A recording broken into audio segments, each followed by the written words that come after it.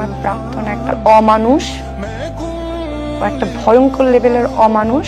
ওই প্রাক্তন জানোয়ারটা আসলে আমি না ভাই। আচ্ছা, অহনাত নামটা বলতে পারেন, ওটা মেহেদী হাসান হৃদয়।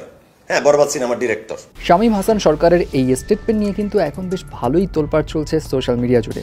এখন একটা বিষয় সবাই জানে যে অহনার ইন্টারভিউর একটা ক্লিপস ব্যাপক ভাইরাল হচ্ছিল, যেখানে তিনি তার প্রাক্তন নিয়ে বেশ আক্ষেপের সঙ্গেই কড়া এবং বিস্ফোরকমূলক মন্তব্য করেন। তিনি জানান তার প্রাক্তনকে দেখে অন্য মানুষের উপর থেকে তার বিশ্বাস উঠে গেছে এবং আরও অনেক রকম কথা বলেন, যেটার ক্লিপসগুলো সোশ্যাল মিডিয়াতে ভাইরাল হয় এবং অনেকেই বলছিল এটা নিশ্চয়ই শামীম হাসান সরকারকে উদ্দেশ্য করে অহনা বলেছে নানা রকম কথাবার্তা। তবে গতকাল শামীম হাসান সরকার তার বিরুদ্ধে আনা অন্য আরেকটা অভিযোগের ক্লিয়ারেন্স দিতে এই টপিকসটা তুলেন, যেখানে তিনি উল্লেখ করেন সবাই যে তাকে ট্যাগ করে করে মেনশন করছে যে এই প্রাক্তন শামীম হাসান সরকার সেই, এটা নিয়ে তিনি খুব কষ্টে আছেন। তার ওয়াইফকেও ট্যাগ করা হচ্ছে, তাকেও মেসেজ করা হচ্ছে। তো এইসব বিষয়গুলো নিয়ে তিনি খুব আপসেট এবং তিনি জানান এই প্রাক্তন মেহেদী হাসান হৃদয় বরবাদের ডিরেক্টর। আচ্ছা, অহনাত নামটা বলতে পারেন, ওটা মেহেদী হাসান হৃদয়।